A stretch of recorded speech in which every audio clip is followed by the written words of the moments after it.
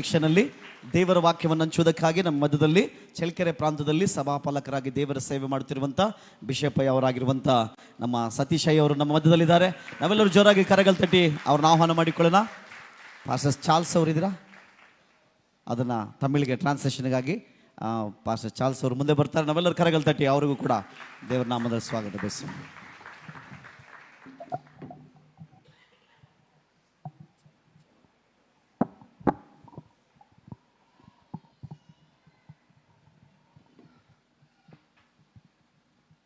Price lord, hallelujah.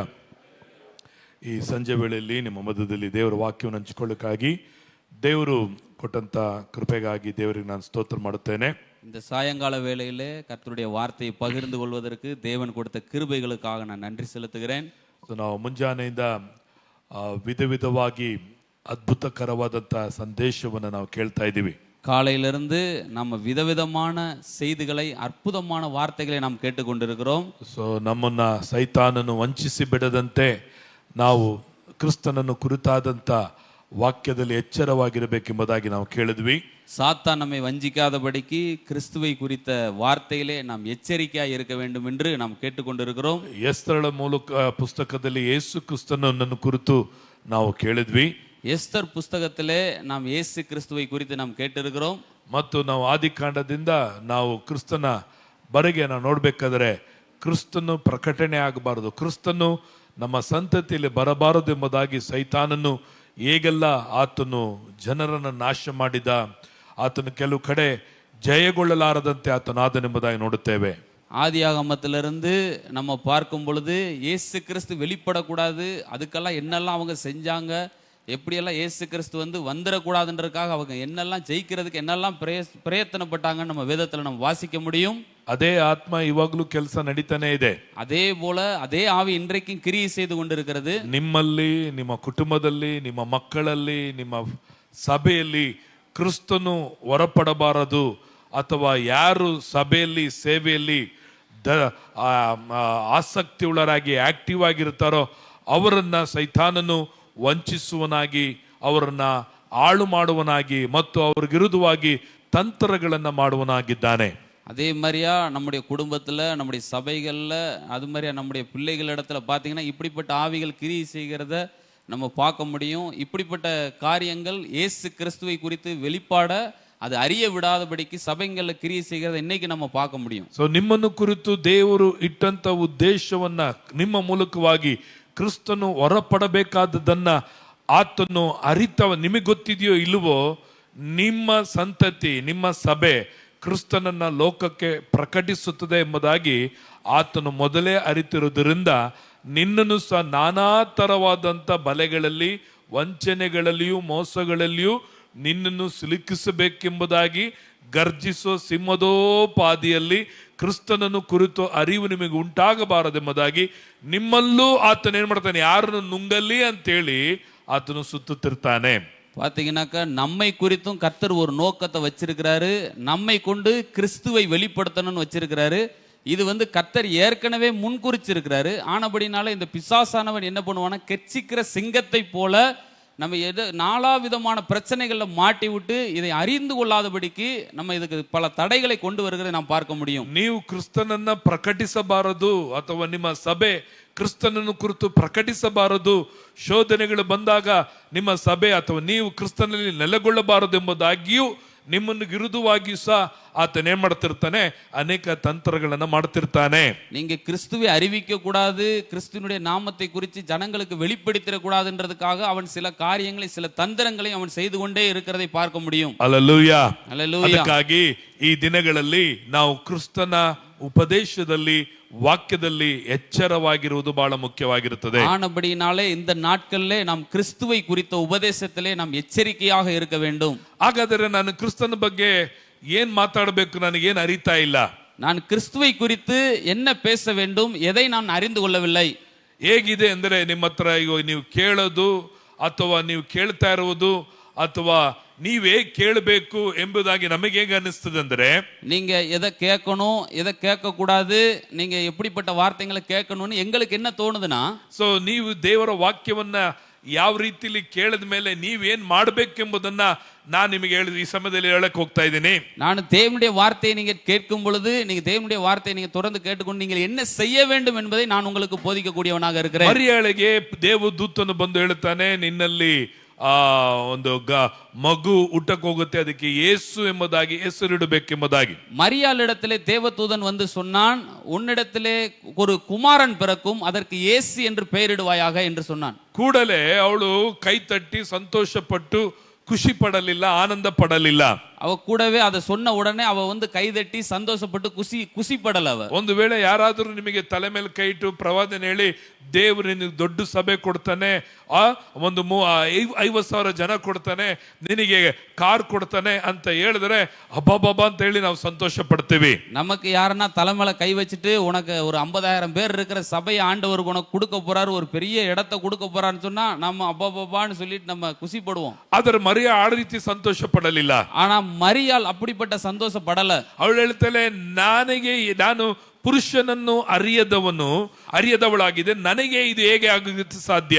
அவ என்ன சொன்னானா, நான் புருஷனை அறியேனே, இது எனக்கு எப்படி அது உண்டாகும் என்பதை அவள் சொன்னாள். ನೀವು ಸಹ ನಿಮ್ಮ ಪ್ರಶ್ನೆ ಹೇಗಿರ್ಬೇಕಂದ್ರೆ, ಈ ಉಪದೇಶ ನನಗೆ ಇದುವರೆಗೂ ಅರಿತಿಲ್ಲ, ಕೇಳಲಿಲ್ಲ, ಇದು ನಾನು ಹೇಗೆ ನನ್ನ ಜನರಿಗೆ ಹೇಳೋದು, ಅಥವಾ ನನಗೆ ಈ ಯೇಸುವಿನ ಕುರಿತು ಪ್ರಕಟಣೆ ಹೇಗೆ ಉಂಟಾಗುತ್ತೆ ಎಂಬುದನ್ನ ನೀವು ಕೇಳುವರಾಗಿರಬೇಕು. நாமும் எப்படிப்பட்ட காரியங்களை நாம் சொல்லுகிறவர்களாக இருக்க வேண்டும் என்றால், நான் இப்படிப்பட்ட செய்தியை கேட்டதில்லையே இதுவரைக்கும், நான் இப்படிப்பட்ட காரியங்களை நான் கேட்கிறது புதுசா இருக்கு, நான் எப்படி இதை ஜனங்களுக்கு சொல்ல வேண்டும் என்பதை நாம் சிந்திக்கிறவர்களாக இருக்க வேண்டும். அல்லேலூயா, அல்லேலூயா. ನಾವು ಇಲ್ಲಿ ಕೇಳುತ್ತೇವೆ, ಮತ್ತೆ ಹೋಗಿ ನಮ್ದು ಹಳೆಯದನ್ನೇ ನಾವು ಮತ್ತೆ ಏನ್ ಮಾಡ್ತಾ ಇರ್ತೀವಿ, ನಾವು ಮಾಡ್ತಾನೆ ಇರ್ತೇವೆ. நாம் அங்க கேட்டுட்டு போவோம், திரும்ப போயிட்டு நம்ம பழையதவே நாம் திரும்ப திரும்ப செய்யக்கூடியவர்களாக இருப்போம். ಹಳೆಯದನ್ನೇ ನಾವು ಮತ್ತೆ ಬೋಧಿಸುವಂತರಾಗಿರುತ್ತೇವೆ. பழைய காரியங்களை மறுபடியும் போதிக்கிறவர்களாக இருப்போம். ಈಗ ಈ ಸತ್ಯದವನು ಕುರಿತಾದ ಕ್ರಿಸ್ತನನ್ನು ಕುರಿತಾಗಿ ಮರಿಯಾಳಿಗೆ ಹೇಳುವಾಗ ಮರಿಯಳು ಆಶ್ಚರ್ಯಪಡುತ್ತೆ, ಇದು ಹೇಗಾಗುತ್ತೆ, ನನಗೆ ಗೊತ್ತಿಲ್ಲ, ನನಗೆ ಹೇಗಾಗ್ಬೋದು, ಅಥವಾ ನಮ್ಮ ಪ್ರಶ್ನೆ ಇರಬೇಕಂದ್ರೆ ಇದು ನನಗೆ ಗೊತ್ತಿಲ್ಲ, ಇದು ಹೇಗಾಗುತ್ತೆ ಎಂಬಂತ ಒಂದು ಪ್ರಶ್ನೆ ನಮ್ಮಲ್ಲಿ ಕಾಡುವಂತದ್ದಾಗಿದೆ. மரியாளிடத்திலே வந்து இந்த செய்தியை சொன்ன பொழுது மரியாள் அவளுடைய இருதயத்தில் என்ன சிந்தனை பண்ணுச்சுன்னா, இது எப்படி ஆகும், இது என்ன எங்கே கொண்டு போய் இது முடியும், இது என்னமாய் நடக்கும் என்றதை அவள் சிந்தித்துக் கொண்டே இருந்தாள். ಇದು ನನ್ನ ಕೈಯಲ್ಲಿ ಆಗಲ್ಲ, இது என்னாலே ஆகாது, ನಾನು ಒಂದು ಕನ್ನಿಕೆಯಾಗಿದ್ದೇನೆ, நான் ஒரு கன்னியாக இருக்கிறேன், ನನ್ನಿದು ಸಾಧ್ಯವಿಲ್ಲ, என்னால இது முடியாது. ಆದ್ರೆ ಆಗ ದೇವದೂತನು ಲೂಕನ್ ಬರೆದ ಸುವಾರ್ತೆ 1ನೇ ಅಧ್ಯಾಯ 35ನೇ ವಚನ ನೋಡ್ತೇವೆ. அந்த லூக்கா எழுதின சுவிசேஷம் 1வது அதிகாரம் 37வது வசனத்திலே நாம் பார்க்கிறோம். 35ನೇ ವಚನ 35வது வசனத்துல ಓದಿಕೊಳ್ಳೋಣ. ನಿನ್ನ ಮೇಲೆ ಪವಿತ್ರಾತ್ಮ ಬರುವುದು, ಪರಾತ್ಪರನ ಶಕ್ತಿಯ ನೆರಳು ನಿನ್ನ ಮೇಲೆ ಬೀಳುವುದು, ಆದ್ದರಿಂದ ಹುಟ್ಟುವ ಆ ಪವಿತ್ರ ಶಿಶು ದೇವರ ಮಗನೆನಿಸಿಕೊಳ್ಳುವುದು. தேவதூதன் அவளுக்கு பிரதியுத்தரமாக, பரிசுத்த ஆவி உன்மேல் வரும், உன்னதமானவருடைய பலம் உன்மேல் நிழலிடும், ஆதலால் உன்னிடத்தில் பிறக்கும் பரிசுத்தம் உள்ளது தேவனுடைய குமாரன் என்னப்படும். ನಿನ್ನಲ್ಲಿ ಹುಟ್ಟುವಂತದ್ದು ಆ ಪವಿತ್ರವಾದ ಶಿಶು ದೇವರ ಮಗನೆನಿಸಿಕೊಳ್ಳುವುದು. உன்னிடத்திலே பிறக்கிற அந்த பரிசுத்தம் உள்ளது தேவனுடைய குமாரன் என்னப்படும். ನಿನ್ನಲ್ಲಿ ಹುಟ್ಟುವಂತದ್ದು ಪವಿತ್ರವಾದ ಶಿಶು, ಅದು ದೇವಕುಮಾರನು.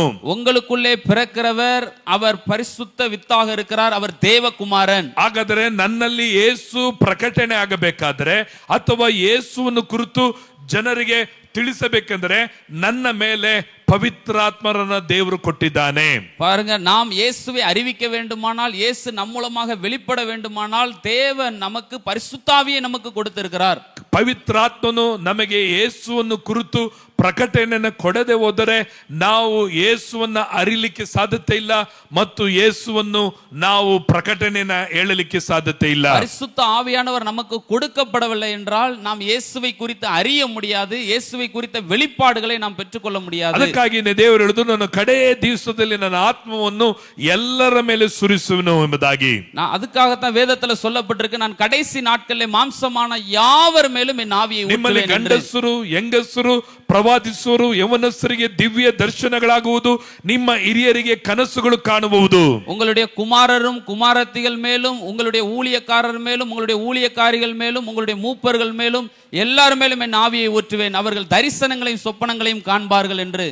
ಹಾಗಾದರೆ ಪವಿತ್ರಾತ್ಮನು ದೇವರು ನಮಗೆ ಕೊಟ್ಟಿರೋದಕ್ಕೆ ಏನಕ್ಕೆಂದರೆ ಆತನ ಮಗನಾದ ಯೇಸುವನ್ನ, ಪವಿತ್ರ ಶಿಶುವಾಗಿರುವ ಆತನ ಮಗನನ್ನ ನಾವು ಈ ಲೋಕಕ್ಕೆ ಎತ್ತುಕೊಂಡು ಬರಲಿಕ್ಕಾಗಿ. பரிசுத்த ஆவியானவர் நமக்கு கொடுக்கப்பட்ட நோக்கம் என்னவென்றால் அவருடைய மகனாகிய இயேசு கிறிஸ்துவை நாம் பூமியிலே நாம் அறிவிக்க வேண்டும், அவருடைய அந்த வெளிப்பாடுகளை ஜனங்களுக்கு சொல்ல வேண்டும் என்பதற்காக. ಹಾಗಾದ್ರೆ ಯೇಸುವಿನ ಕುರಿತು ಪ್ರಕಟಿಸಬೇಕಾದ ಬೈಬಲ್ ಅಲ್ಲಿ ಯೇಸು ಯೇಸು ಎಲ್ಲಿದೆ ಎಂಬುದಾಗಿ ಹುಡುಕಿ ಹೇಳೋದಲ್ಲ.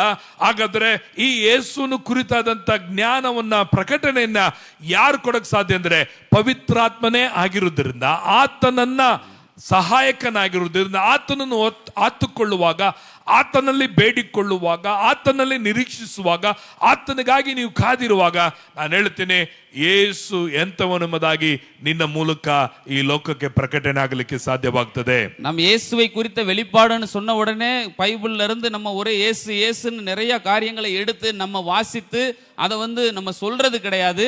நாம் பரிசுத்த ஆவியானவரை நாம் கேட்டுக்கொள்ளும் பொழுது, அவரிடத்திலே வேண்டிக் கொள்ளும் பொழுது, அவரிடத்திலே நாம் கேட்டு செபித்து கொள்ளும் பொழுது, அவர் நமக்கு இயேசுவை நமக்கு அறிவிக்கிறவராக இருக்கிறார். ಸೊ ಅದಕ್ಕೆ ನಾವು ಹೆಚ್ಚಾದ ಅನ್ಯ ಭಾಷೆಗಳನ್ನ ಮಾತನಾಡಬೇಕಾಗಿದೆ. அதற்காக நாம் அவ்வளவாக நாம் அந்நிய பாஷைகளை ஜெபிக்க கூடியவர்களாக இருக்க வேண்டும். ನಾವು ಅನ್ಯ ಭಾಷೆಗಳನ್ನು ಮಾತನಾಡಬೇಕಾದರೆ ದೇವರ ಆತ್ಮನು ನಮ್ಮಲ್ಲಿ ಯೇಸುವನ್ನು ಕುರಿತಾದಂತ ವಾಕ್ಯದಲ್ಲಿರುವಂತಹ ಯೇಸುವನ್ನು ಕುರಿತಾದದನ್ನ ನಮ್ಮ ಕಣ್ಣುಗಳನ್ನ ದೇವರು ತೆರಲಿಕ್ಕೆ ಪ್ರಾರಂಭವಾಗುತ್ತದೆ. நாம் அந்நிய பாஷைகளை பேச பேச பேச என்ன பண்ணுவார்னா, பரிசுத்த ஆவியானவர் நம்முடைய மனக்கண்களை திறந்து அவர் இயேசுவை குறித்து நமக்கு தெரிவிக்கிறவராக இருக்கிறார். ಅದಕ್ಕೆ ದೇವರು ನಮಗೆ ಹೇಳಿದನು, ನಾನು ಹೋಗಿ ಬೇರೊಬ್ಬ ಸಹಾಯಕನನ್ನು ನಿಮಗೆ ಕಳಿಸುತ್ತೇನೆ. அதுக்கு தான் இயேசு கிறிஸ்து சொன்னார், நான் போன பின்பு உங்களுக்காக வேறொரு தேற்றரவாளனை அனுப்புவேன். ಆತನು ಹೆಲ್ಪರ್ ಆಗಿದ್ದಾನೆ, ಯೇಸುವನ್ನು ಕುರಿತು ನಿಮಗೆ ಹೇಳಿಕೊಳ್ಳಲಿಕ್ಕಾಗಿ, ಕಲಿಸಿಕೊಡಲಿಕ್ಕಾಗಿ. அவர் உங்களுக்கு சகாயம் செய்கிறவராக இருக்கிறார், உதவி செய்கிறவராக இருக்கிறார், இயேசுவை குறித்து உங்களுக்கு சொல்லிக் கொடுக்கிறவராக இருக்கிறார். ನಾವು ಕಳೆದ ದಿನ ನೋಡಿದ್ವಿ ಪವಿತ್ರಾತ್ಮರು ನಮಗೆ ಸಹಾಯಕನು ಎಂಬುದಾಗಿ. போன தினங்கள்ல நான் சொல்லி கொடுத்தேன், பரிசுத்த ஆவியானவர் நம்முடைய சகாயராக இருக்கிறார். ಎರಡನೇದಾಗಿ ಪವಿತ್ರಾತ್ಮ ಏನಾಗಿದ್ದಾನೆಂದರೆ, இரண்டாவது பரிசுத்த ஆவியானவர் என்னவாக இருக்கிறார்? ಯೋಹಾನ ಬರೆದ ಸುವಾರ್ತೆ 14ನೇ ಅಧ್ಯಾಯ 17ನೇ ವಚನ ನೋಡುತ್ತೇವೆ. யோவான் 14:17 நம்ம பார்க்கிறோம். ಸಹಾಯಕನು ಯಾರೆಂದರೆ ಸತ್ಯದ ಆತ್ಮನೇ, ಲೋಕವು ಆತನನ್ನು ನೋಡದೆಯೂ ತಿಳಿಯದೆಯೂ ಇರುವುದರಿಂದ ಆತನನ್ನು ಹೊಂದಲಾರದು. ನೀವು ಆತನನ್ನು ಬಲ್ಲಿರಿ, ಹೇಗೆಂದರೆ ನಿಮ್ಮ ಬಳಿಯಲ್ಲಿ ವಾಸ ಮಾಡುತ್ತಾನೆ ಮತ್ತು ನಿಮ್ಮೊಳಗೆ ಇರುವನು. யோவான் 14:17 உலகம் அந்த சத்திய ஆவியானவரை காணாமலும் அறியாமலும் இருக்கிறபடியால் அவரை பெற்றுக்கொள்ளாது. அவர் உங்களுடனே வாசம் பண்ணி உங்களுக்குள்ளே இருப்பதால் நீங்கள் அவரை அறிவீர்கள். ಆತನು ನಿಮ್ಮ ಬಳಿಯಲ್ಲಿದ್ದು ನಿಮ್ಮಲ್ಲಿ ವಾಸ ಮಾಡುತ್ತಾನೆ, ನಿಮ್ಮ ಒಳಗೆ ಇರುವನು ಎಂಬುದಾಗಿ ನೋಡುತ್ತೇವೆ. அவர் உங்களுக்குள்ளே வாசம் பண்ணுகிறார், உங்களுக்குள்ளே இருக்கிறார் என்பதை நாம் அறிந்து கொள்ள முடியும். ಆಗ ನಮ್ಮ ಒಳಗಡೆ ಪವಿತ್ರ ಆತ್ಮನು ವಾಸವಾಗಿದ್ದಾನೆ ಎಂಬುದಾಗಿ ನೋಡುತ್ತೇವೆ. நமக்குள்ளாக பரிசுத்த ஆவியானவர் வாசம் பண்ணுகிறார் என்பதை நான் பார்க்க முடியும். ಏನಕ್ಕಾಗಿ ನಮ್ಮೊಳಗೆ ಪವಿತ್ರ ಆತ್ಮನು ವಾಸವಾಗಿದ್ದಾನೆ? எதற்காக நமக்குள்ளே பரிசுத்த ஆவியானவர் வாசம் பண்ணுகிறார்? ಎಲ್ಲೆಲ್ಲ ಪವಿತ್ರಾತ್ಮನು ಬರುತ್ತಾನೋ ಅಲ್ಲಿ ನೂತನ ಕಾರ್ಯಗಳನ್ನು ನಾವು ನೋಡುತ್ತೇವೆ. எங்கே எல்லாம் பரிசுத்த ஆவியானவர் வருகிறாரோ அந்த இடங்கள்லாம் புதிய காரியங்களை நாம் பார்க்க முடியும். ನಾವು ಆದಿಕಾಂಡದಲ್ಲಿ ನೋಡುತ್ತೇವೆ, ಜಲಸಮೂಹಗಳ ಮೇಲೆ ದೇವರ ಆತ್ಮನು ಚಲಿಸುತ್ತಿದ್ದನು. அங்க ஆதியாகமத்துல நம்ம பார்க்க முடியும், அங்க ஜலத்தின் மேல் பரிசுத்த ஆவியானவர் அசைவாடுகிறதை பார்க்க முடியும். ಅಲ್ಲಿ ನೂತನ ಸೃಷ್ಟಿಗಳನ್ನು ದೇವರು ಉಂಟು ಮಾಡೋದು ನೋಡುತ್ತೇವೆ. அங்கே புதிய காரியங்களை அவர் செய்கிறதை நாம் பார்க்க முடியும். ಹಾಗಾದರೆ ನಮ್ಮೊಳಗೆ ಪವಿತ್ರ ಆತ್ಮನು ವಾಸವಾಗಿರಲಿಕ್ಕೆ ಕಾರಣ ಏನೆಂದರೆ, நமக்குள்ளே பரிசுத்த ஆவியானவர் வாசம் பண்ணுகிறதற்கு காரணம் ತನ್ನ என்னவென்றால், ಮಗನಾದ ಯೇಸುವನ್ನ ನಮಗೆ ತಿಳಿಯಪಡಿಸಲಿಕ್ಕಾಗಿ ನಮ್ಮ ಒಳಗಡೆ ಪವಿತ್ರ ಆತ್ಮರು ವಾಸವಾಗಿದ್ದಾರೆ. குமாரனாகிய இயேசு கிறிஸ்துவை குறித்து நாம் அறிந்து கொள்ளும்படிக்காக, நாம் தெரிந்து கொள்ளும்படிக்காக பரிசுத்த ஆவியானவர் நமக்குள்ளாக வாசம் பண்ணுகிறார். ಅದಕ್ಕೆ ದೇವರ ವಾಕ್ಯ ನೋಡ್ತೇವೆ, ದೇವರ ಆತ್ಮನು, ನೀವೇ ದೇವರ ಆಲಯವಾಗಿದ್ದೀರಿ, ದೇವರ ಆತ್ಮನು ನಿಮ್ಮಲ್ಲಿ ವಾಸವಾಗಿದ್ದಾನೆ ಎಂಬುದಾಗಿ ನಿಮಗೆ ತಿಳಿಯದು. வேதம் சொல்லுகிறது, நீங்கள் தேவனுடைய ஆலயமாய் இருக்கிறீர்கள், தேவனுடைய ஆவியானவர் உங்களுக்குள்ளே வாசமாய் இருக்கிறார் என்பதை நீங்கள் அறியாமல் இருக்கிறீர்களா? ಹಾಗಾದ್ರೆ ದೇವರ ಆತ್ಮನು ಬಂದು ಹೋಗ್ತಾ ಇಲ್ಲ, ಆತ ನಮ್ಮಲ್ಲಿ ವಾಸವಾಗಿದ್ದಾನೆ. தேவ ஆவியானவர் வந்துட்டு போறது கிடையாது, அவர் நமக்குள்ளே வாசம் பண்ணுகிறார். ಅದಕ್ಕಾಗಿ ಈಗ ಬಾ ದೇವ, ಇಳಿದು ಬಾ ದೇವ ಎಂಬುದಾಗಿ ನಾವು ದೇವರ ಆತ್ಮನನ್ನ ಕರಿಬೇಕಾಗಿಲ್ಲ. அதுக்காக நாம் இப்போ வாரும் ஆண்டவரே, இறங்கி வாரும் ஆண்டவரே என்று அவரை நம்ம கூப்பிட வேண்டிய அவசியம் இல்லை. ಸದಾ ಕಾಲ ನಿಮ್ಮಲ್ಲಿ ವಾಸವಾಗಿದ್ದಾನೆ. அவர் சதா காலங்களிலும் உங்களோடு கூட இருக்கிறார். ಆತನು ನಿಮ್ಮನ್ನು ಬಿಟ್ಟು ಅಗಲುವುದೇ ಇಲ್ಲ. அவர் உங்களை விட்டு விலகுவதே இல்லை. ನಾವು ನೆನೆಸ್ಕೊಂಡಿರಬಹುದು ಇವಾಗ ದೇವರ ಆತ್ಮ ಇಲ್ಲ ಎಂಬುದಾಗಿ. நாம நினைச்சிருக்கலாம், ஒருவேளை ஆண்டவருடைய ஆவி இல்லன்னு நினைக்கலாம். ಸಂಸೋನನಿಗೆ ದೇವರ ಆತ್ಮ ಬರ್ತಿತ್ತು, ಹೋಗ್ತಿತ್ತು. பழைய ஏற்பாட்டுல பரிசுத்தாவியானவர் வந்துகிட்டு இருந்தாரு, போய்கிட்டு இருந்தாரு. ಆದರೆ ಆ ಸಂಸೋನನು ಆತನು ಪವಿತ್ರಾತ್ಮನಿಗಾಗಿ ದೇವರ ಶಕ್ತಿಗಾಗಿ ಬೇಡ್ಕೊಳ್ತಿದ್ದ. ஆனா சிம்சோனு பரிசுத்தாவினுடைய அந்த சக்திக்காக, அந்த பலத்துக்காக அவன் ஜெபம் பண்ணான். ಈಗ ನೀನು ಬೇಡಿಕೊಳ್ಳಬೇಕಾದ ಅವಶ್ಯಕತೆ ಇಲ್ಲ. இப்போ நீங்க அதுக்காக ஜெபம் பண்ண வேண்டிய அவசியம் கிடையாது. ಕರ್ತನ ಆತ್ಮನು ನಿನ್ನಲ್ಲಿ ಸತತವಾಗಿ ಯಾವಾಗಲೂ ಇರುವಂತವನಾಗಿದ್ದಾನೆ. கர்த்தருடைய ஆவியானவர் உங்களுக்குள்ளே எப்பொழுதும் அவர் இருக்கிறவராகவே இருக்கிறார். ಆತನ ಸಹಾಯ ಯಾವಾಗಲೂ ನಮಗೆ ಉಂಟಾಗುವಂತದಾಗಿದೆ. அவருடைய ಉದವಿ எப்பொழுதுமே உங்களுக்கு இருக்கிறது. ನಮ್ಮಲ್ಲಿ ದೇವರ ಆತ್ಮನು ತಂಗಿರ್ಲಿಕ್ಕೆ, ವಾಸವಾಗಿರ್ಲಿಕ್ಕೆ ಕಾರಣ ಅಂದ್ರೆ ಸತ್ಯವೇದದಲ್ಲಿ ಯೇಸು ಯಾರು, ಯೇಸು ಎಂತವನು ಎಂಬುದನ್ನು ತಿಳಿಯಪಡಿಸುವುದಕ್ಕಾಗಿ, ಆತನನ್ನ ಬಗ್ಗೆ ತಿಳಿಸುವುದಕ್ಕಾಗಿನೇ ನಮ್ಮಲ್ಲಿ ವಾಸವಾಗಿದ್ದಾರೆ. நமக்குள்ளே பரிசுத்தாவியானவர் வாசம் பண்ணுகிறதனுடைய நோக்கம் என்னவென்றால், இயேசுவை நமக்கு அவர் அறிவிக்கிறதற்காக, இயேசுவை குறித்த வெளிப்பாடுகளை பெற்றுக் கொள்ளுகிறதற்காக நமக்குள்ளே அவர் வாசம் பண்ணுகிறவராக இருக்கிறார். ಎರಡನೇದಾಗಿ ಪವಿತ್ರಾತ್ಮ ನಮ್ಮಲ್ಲಿ ಇರಲಿಕ್ಕೆ ಕಾರಣ ಏನೆಂದರೆ, இரண்டாவது பரிசுத்தாவியானவர் நமக்குள்ளாக இருக்கிறதற்கான ಕಾರಣ என்ன? ಯೋಹನ ಬರೆದ ಸುವಾರ್ತೆ 14ನೇ ಅಧ್ಯಾಯ 26ನೇ ವಚನ ಓದಿಕೊಳ್ಳೋಣ.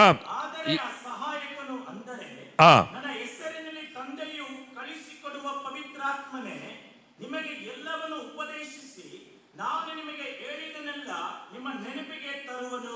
யோவான் 14:26, என் நாமத்தினாலே பிதா அனுப்ப போகிற பரிசுத்தாவியாகிய தேற்றரவாளனே எல்லாவற்றையும் உங்களுக்கு போதித்து நான் உங்களுக்கு சொன்ன எல்லாவற்றையும் உங்களுக்கு நினைப்பூட்டுவார். ಹಾಗಾದ್ರೆ ಪವಿತ್ರಾತ್ಮನು ನಮಗೆ ಸಹಾಯಕನು, ಪವಿತ್ರಾತ್ಮನು ನಮ್ಮಲ್ಲಿ ವಾಸವಾಗಿದ್ದಾನೆ.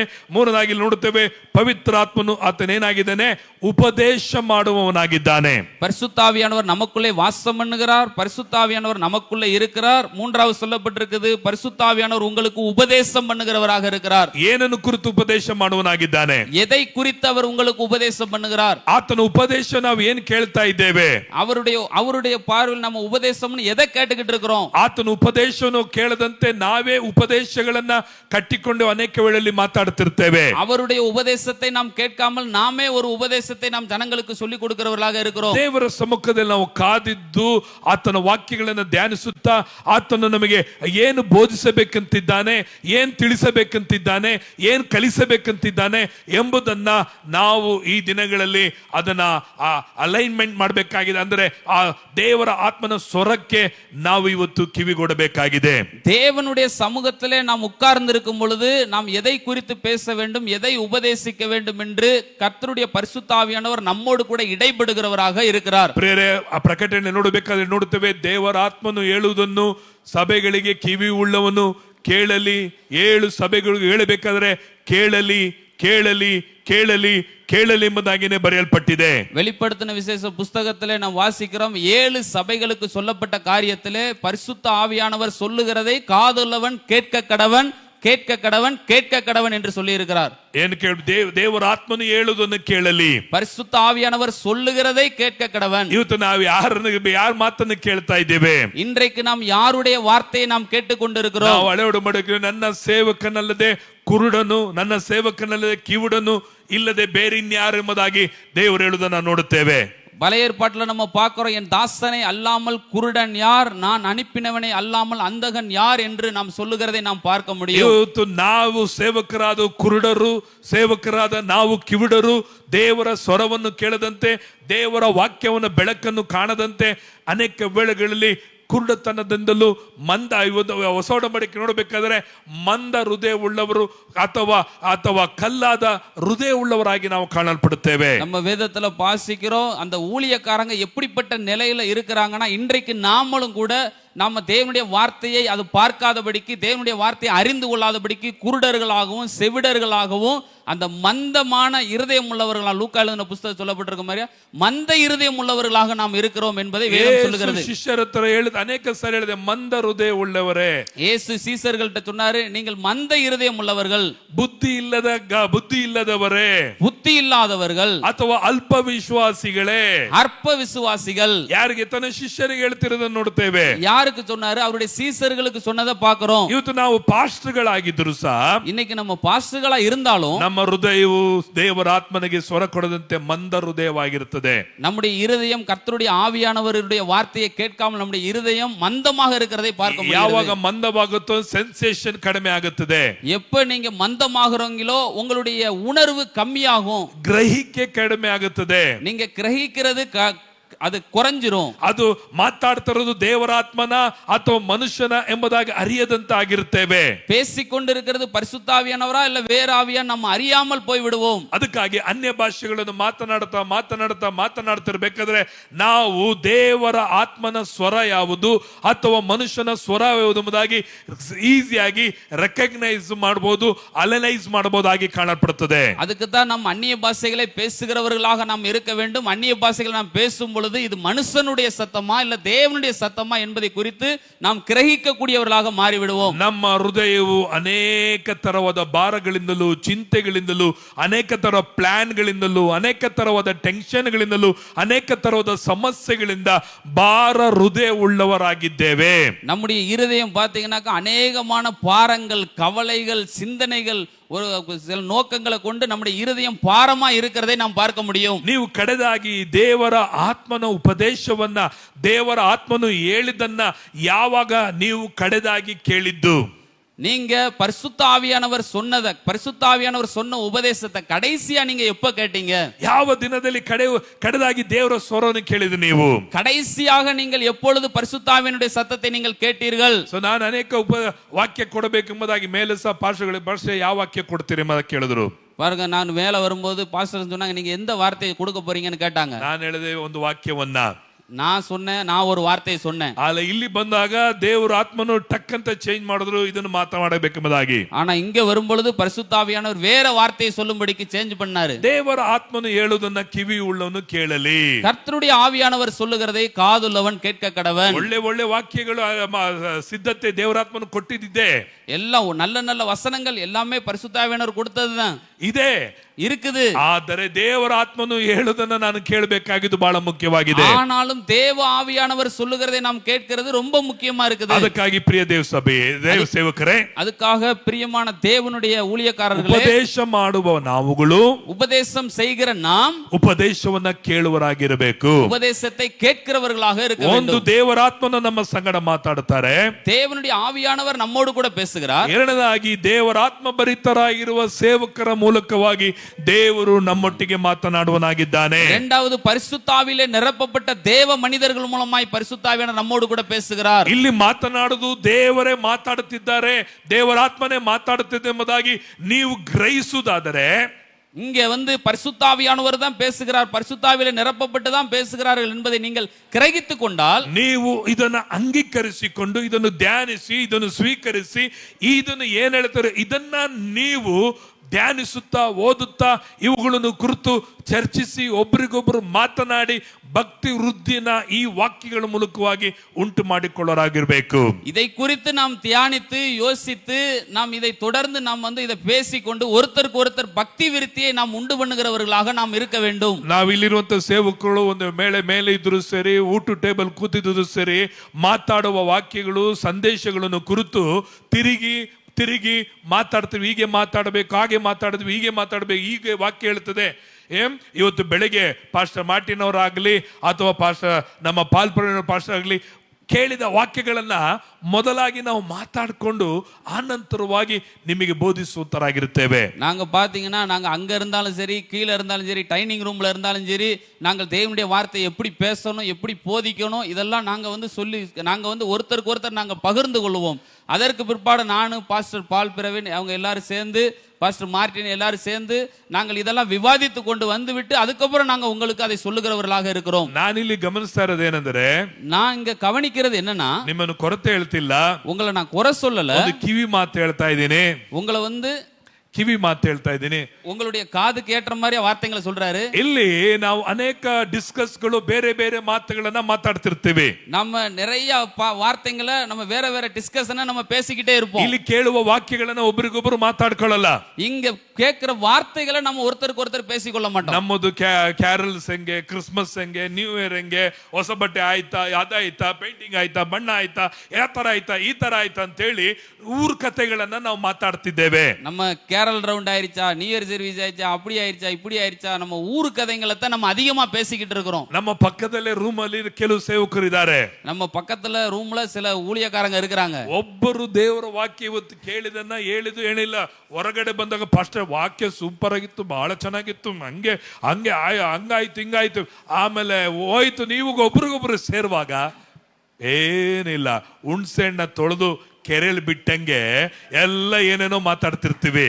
பாருங்க, நம்ம இப்போ பக்கத்துல ரூமுக்கு பக்கத்துல இருக்கிற ஊழியக்காரங்களாம் இங்க பேசின வார்த்தைங்களை நம்ம பேசுறது கிடையாது, அதை பத்தி நம்ம ஆலோசிக்கிறது கிடையாது. நம்ம எப்படிப்பட்டாருங்க, நல்லா புளிய கரைச்சி ஆத்துல ஊத்துன மாதிரி இருக்கிறோம். சரினா சரி இல்லவா? சரியா சரி இல்லையா? ஹல்லேலூயா. சோ ಇಲ್ಲಿ ನೀವು ಬಂದಾಗ, இங்க வந்த போது ಎಷ್ಟು ಕಷ್ಟಪಟ್ಟು ಬರ್ತೀರಿ, எவ்வளவு ಕಷ್ಟಪಟ್ಟು வரீங்க.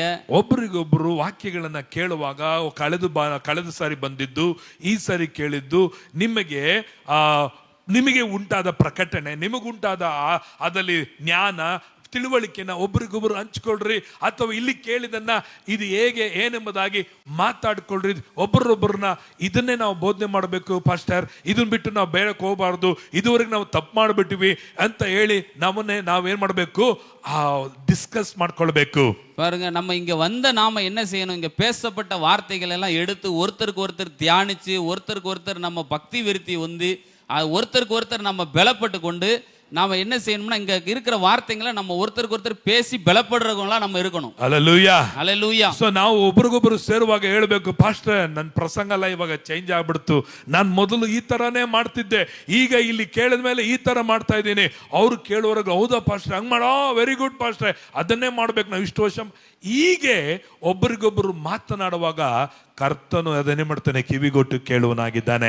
ಇಲ್ಲ ಅಂದ್ರೆ ನಾವು ಬಂದ ಸ್ವಾಮಿ ಹೋದ ಸ್ವಾಮಿ, ಬಂದುವ ತಿಂದುವ ಕುಣಿದುವ ಭೇಟಿಯಾದುವ ಆಮೇಲೆ ಓದುವ, ಮತ್ತೆ ನಾವು ಹಳೇ ತಮಿಳಲ್ಲಿ ಹೇಳಿದೆ, ಬಳೆ ಕುರುಡಿ ಕದುವೆ ತೆರಡಿ ಅಂತ, ಮತ್ತೆ ಹಳೆ ಕುರುಡಿ ಬಾಗಿಲು ತೆಗಿ ಅಂದಂಗೆ ನಾವೇನಾಗಿರ್ತೀವಿ, ಅಯಾರಾಮ್ ಗಯಾರಾಮ್ ಆಗಿರ್ತೀವಿ. ಯಾವ ನಿಮ್ಮ ಪ್ರಸಂಗದಲ್ಲೂ ಬದಲಾವಣೆ ಇರಲ್ಲ, ನೀವು ಬದಲಾವಣೆ ಆಗಿರಲ್ಲ, ನಿಮ್ಮ ಸಭೆನೂ ಬದಲಾವಣೆ ಆಗಲ್ಲ, ನಿಮ್ಮ ಜೀವಿತದಲ್ಲಿ ಕ್ರಿಸ್ತನನ್ನು ಕುರಿತಾದ ಪ್ರಕಟಣೆ ನಮ್ಮಲ್ಲಿ ಉಂಟಾಗುವುದಿಲ್ಲ.